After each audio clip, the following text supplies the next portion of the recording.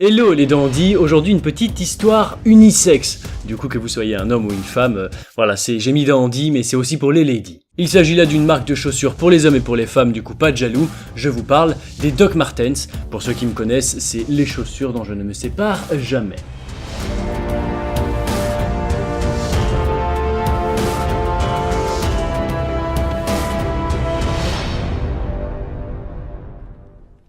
Déjà, il faut savoir que les Doc Martens étaient destinés aux ouvriers, à ceux qui travaillent, c'était des bottes de travailleurs tout simplement, et il y avait même des pubs qui en faisaient la promotion pour jardiner. Vos Doc Martens pour jardiner, c'est génial. Nous sommes dans le centre de l'Angleterre, à Wollaston, c'est en 1901 que la famille Griggs s'occupe de faire des bottes, ça fait déjà 60 ans qu'ils en font, et leur réputation, bon, elle est inébranlable, hein, que ce soit la dureté ou la fiabilité de leurs chaussures, elles sont superbes, elles se vendent très bien.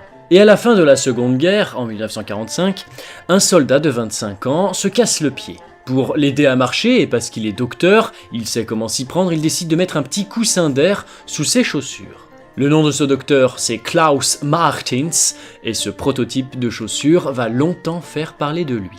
Il montre ce prototype à un ingénieur qu'il connaît beaucoup, et ensemble, ils vont prendre des matériaux militaires inutilisés, pour éviter le gaspillage sans doute, pour travailler ensemble à la confection de ces chaussures. Ne nous méprenons pas, la clientèle au début c'est surtout des femmes et âgées, qui ont besoin d'aide pour marcher, mais ils vont quand même vendre à échelle industrielle, ce qui va être du coup une très bonne réussite pour leur petite entreprise. Alors revenons à notre famille Griggs de tout à l'heure, qui n'avait rien à voir avec Klaus Martens et son ami ingénieur. Une génération est passée depuis, et en feuilletant le journal, j'aime pas les gens qui font ça, Bill Griggs tombe sur la pub de ces fameuses semelles avec un petit coussin d'air. Et là c'est parti. Il va prendre des droits d'exclusivité sur le produit tellement il lui plaît, il va lui arrondir le bout de la chaussure, hein, vous pouvez voir que c'est quand même vachement arrondi, même si ça c'est pas du tout un prototype d'avant. Il va repenser le talon et surtout, décidément il faut que je la garde dans les mains pour vous montrer, il va avoir l'idée un petit peu brillante et originale de faire toujours ce fil jaune là, qui relie la semelle à la botte. Voilà, le fil il est jaune ici. C'est ingénieux et le nom de cette chaussure c'est... non pas Doc Martens, à cette époque, c'est Airwear. Enfin donc cet Airwear, on lui met la petite languette qu'on trouve ici, et du coup il sera à chaque fois signé de la main du propriétaire, en tout cas à l'époque, puisque là moi je lis juste que ça a été fait au Vietnam quoi. Ouais, made in Vietnam. En tout cas, la botte Dr Martens est née. Bon, à la base, elles coûtent vraiment pas cher, elles sont exclusives aux ouvriers, je vous l'ai dit, et aux femmes qui en ont besoin pour marcher. Mais quand le leader d'un groupe qui s'appelle The Who, un groupe de musique, se met à en porter, alors là, c'est la gloire totale. C'est vraiment parce que ce chanteur a eu la bonne idée d'en porter, que du coup là, ça explose. Les jeunes suivent, mais c'est normal. Et on arrive à juste une mode super cool pour les jeunes, les rebelles, parfois les skinheads aussi, enfin c'est vraiment abordé par tout type de personnes, parfois on les porte vraiment pour une image précise à donner, et parfois, comme par exemple moi, mais c'est pas très intéressant, on les porte tout simplement parce que ça donne un style vraiment grunge un peu, et super stylé. Punk et les gothiques aussi, après il y a des semelles hautes, il y a des semelles plus basses, bref, c'est un symbole de jeunesse, en tout cas pour l'instant, en Angleterre, et ça c'est cool. C'est l'anticonformisme, c'est super. Alors bien sûr, pour faire une petite remarque un petit peu sexiste, les filles, mais c'est vrai, les filles décident de mettre des petites fleurs dessus. Oh, des petites fleurs sur les chaussures qui étaient noires à la base, bon bah elles mettent des petites fleurs, et bien c'est très joli, c'est très beau, et quand un artiste a la bonne idée de les porter en Amérique, je sais plus dans quelle ville, alors là...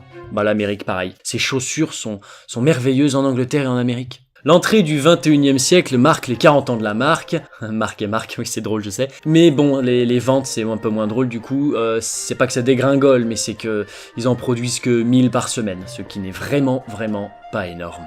Mais du coup, 2 ans plus tard, il retourne au classique, la chaussure 1460, non pas parce que ça date de 1460, mais c'est parce que dans 1460, vous avez tout simplement le 1er 04, donc 1er avril 1960, la date de création de la première chaussure. Du coup, ça par exemple, c'est une édition 1460 Crazy Horse, si ça vous intéresse, et j'ai déjà vu pas mal d'abonnés avec. Et du coup, en réinterprétant le classique, on le sait tous, le vieillot revient à la mode, et encore aujourd'hui, et pas que pour les chaussures, du coup, ça marche. Ouf, l'entreprise est sauvée. De toute façon, quoi de plus stylé qu'une meuf avec des docks et des collants? Bon après ça c'est bien sûr c'est les goûts et les couleurs, mais en tout cas le 21e siècle et les Doc Martens, ça colle très bien ensemble. Et il existe même des chaussures, des docks pour les bébés.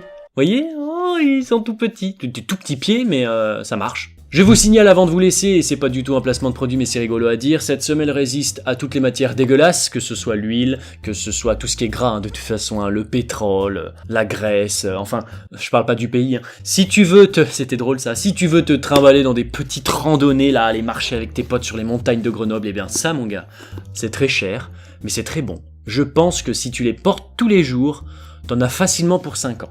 Moi j'ai une petite cire pour leur appliquer sur toute celle-là, une petite cire que d'ailleurs je n'ai pas payée puisque le vendeur l'avait mis, petite anecdote, l'avait mise dans la boîte, le petit pot de cire, et il a oublié de la compter à la fin, du coup je l'ai pas dit, hein. Bon non, je l'ai pas dit, c'est gratos et c'est très bien. Alors si t'es pas croyant, tu t'en fous, mais pour la petite anecdote, le pape Jean-Paul II, paix à son âme, il portait des Doc Martens blanches, sur mesure. Voilà, pour pouvoir marcher. Ah oui, parce que ça marche un pape. Ça marche. Alors je sais, c'est pas vraiment un vêtement, c'est pas vraiment un dandy story, c'est aussi un lady story, c'est les deux. Mais vous savez, et vous et moi, qu'on aime les chaussures, alors dites-moi, est-ce que ce n'est pas quand même une vraie story de lady et de dandy ?